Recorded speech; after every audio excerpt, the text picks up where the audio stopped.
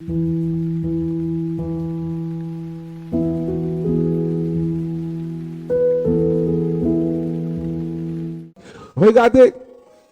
je rencontrais toute la gloire à Jésus dans le modeste ministère que le Seigneur a mis sur ma vie.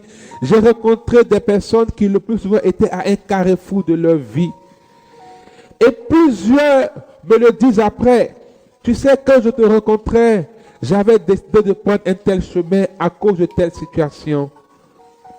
Et que la souffrance que tu peux vivre peut être un chemin de sanctification pour toi et aussi pour une autre personne. Par moments, les gens disent, Dieu ne m'a pas exaucé. En fait, Dieu les a exaucés, mais il ne les a pas exaucés tels que eux ils avaient prévu les choses. C'est notre appréciation et notre compréhension de la chose. Vous voyez, arrêtons de catégoriser notre situation. Aujourd'hui, on entend beaucoup certaines expressions. Je souffre. Si tu demandes à la personne de définir la souffrance, elle ne saura même pas ce que c'est que la souffrance réellement.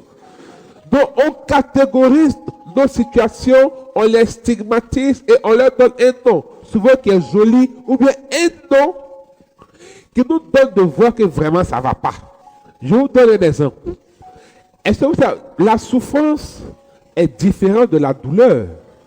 La souffrance est différente de la douleur. La souffrance est différente de la douleur. La souffrance, c'est une situation qu'on traverse, qu'on vit. La douleur, c'est quelque chose qu'on ressent qui peut émaner de la souffrance. Beaucoup ont dit, je souffre trop. Et comme nous voulons, comme on nous a fait croire qu'en fait, il faut faire pitié pour que Dieu te bénisse. Souvent, les gens vivent et eux-mêmes veulent fabriquer des témoignages. Ils se mettent dans des situations compliquées et ils se disent que Dieu va agir. Et puis les gens vont voir que moi, là, Dieu agit dans ma vie. Tu n'as pas besoin de te faire comme un clochard pour qu'on voit que Dieu est puissant. Jésus est Seigneur à la gloire de Dieu le Père et il est puissant, extraordinairement puissant. On pense que aussi dans la mauvaise conception des choses, il faut souffrir pour montrer que vraiment, pour avoir un bon témoignage en Dieu. Moi, je ne suis pas d'accord avec ceux qui prennent souvent la souffrance comme une pédagogie à viser dans toute situation. On dit par exemple, tu vois, tous ceux qui réussissent, ils souffrent. Ce n'est pas vérifié. Tous ceux qui ont réussi dans ce monde n'ont pas forcément souffert. Il y a des gens, comme on le dit, entre guillemets, qui sont nés avec des cuillères en or depuis leur enfance jusqu'à... Mais on peut... Ce n'est pas forcément une souffrance physique ou un manque, mais il peut y avoir une autre souffrance. Et c'est ça le problème. Qu'est-ce qu'on appelle souffrance? Aujourd'hui, on regarde celui qui a l'argent, celui qui n'a pas l'argent, celui qui a ceci, lui qui a cela, et on dit il souffre ou il ne souffre pas. Est-ce que nous savons ce que c'est que la souffrance?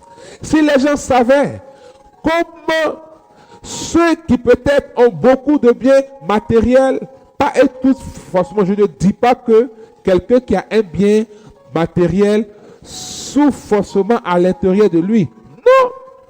Mais la notion de la souffrance n'est pas forcément ce que nous on définit. Mais malheureusement, on définit la situation de la souffrance toujours en fonction des autres. Par exemple, si je vois que l'autre mange 3 fois par jour et moi je mange 1 fois par jour, du coup je souffre. Si l'autre a porté une paire de souliers Alden et que moi j'ai porté une paire de souliers que j'ai acheté au marché, je souffre. Si l'autre travaille, il a un salaire de 500 000, moi je travaille, j'ai un salaire de 200 000, c'est que je souffre. Vous voyez? C'est que moi, rien ne va dans ma vie. Mais à la vérité, pourquoi? Est-ce que véritablement rien ne va dans ta vie? C'est l'appréciation de la situation. C'est le regard que tu as de la situation. Et ça va jusqu'à perturber notre relation avec Dieu. On se dit non, je ne peux plus prier. Dieu m'a abandonné. Depuis là, Dieu ne fait rien, frères et sœurs.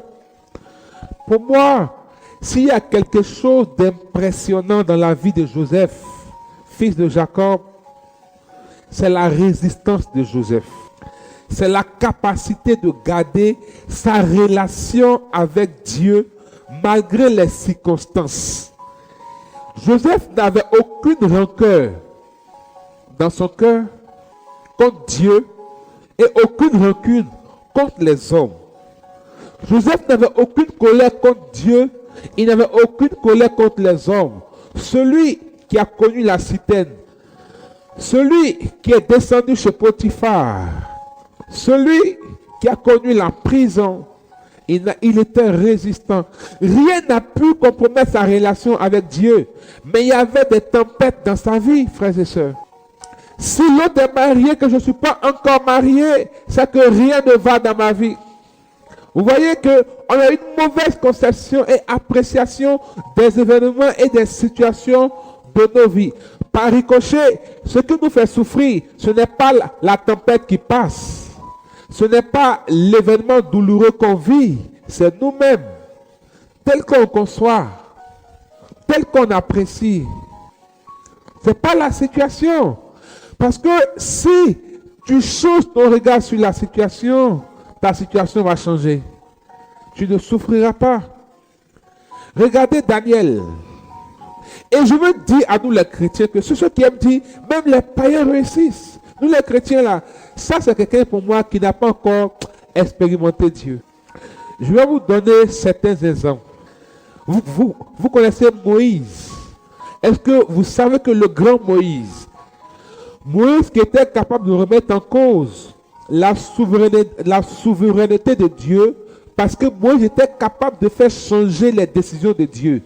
Moïse a connu la dépression. Il a dit à Dieu, tue-moi. Ce peuple-là est trop. Tue-moi. On a vu Élie. Élie a fui.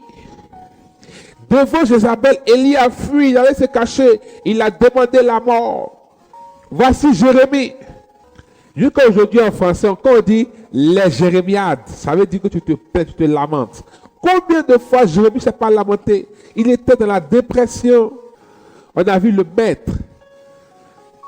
On a vu le maître à Gethsémani. On a vu le maître à Gethsémani. Le grand Daniel. On a vu Daniel à Babylone. Malgré qu'il était juste, la force ne l'a pas loupé. Mais il savait que la force était pour un temps. Alléluia. Notre conception et notre appréciation face aux situations de nos vies. La première chose pour triompher de la tempête. Quel regard nous portons sur les situations? Quelle appréciation? Vous voyez, dans Matthieu chapitre 7, la Bible nous dit, la maison était bâtie sur le roc. C'est pourquoi, quand les torrents sont venus, quand les vents ont soufflé, quand il y a eu la pluie, la maison ne s'est pas écroulée. Est-ce que, devant les tempêtes, devant la situation, tu regardes avec le roc? Le roc, c'était quoi? La parole de Dieu. Est-ce que tu regardes plus ce que Jésus t'a dit? Est-ce que tu regardes plus la prophétie sur ta vie? Est-ce que tu regardes plus la révélation de Dieu sur ta vie? Est-ce que tu regardes plus ce que la Bible dit de toi que ce que les gens ou les situations disent de toi? Qu'est-ce que tu regardes? Qu'est-ce que tu apprécies? Le texte dit, ainsi, quiconque écoute ces paroles que je viens de dire et les met en pratique peut se comparer à un homme avisé qui a bâti sa maison sur le roc. Quiconque écoute ces paroles, que je viens de dire et les met en pratique peut se comparer à un homme avisé qui a bâti sa maison sur le roc. La pluie est tombée, les torrents sont venus, les vents ont soufflé et se sont déchaînés contre cette maison et elle n'a pas écroulé. C'est qu'elle avait été bâtie sur le roc. Vous voyez, quand tu es bâti sur le roc, on ne sait pas, rien ne prouve. On ne voit rien qui dit que tu es bâti sur le roc. Hein? On ne voit rien qui dit que tu es bâti sur le roc. Qu'est-ce qui prouve que tu es bâti sur le roc? Qui peut me dire? c'est la tempête, c'est l'épreuve. On n'allait jamais savoir que David a été oint pour être roi s'il n'y avait pas de Goliath. Alléluia.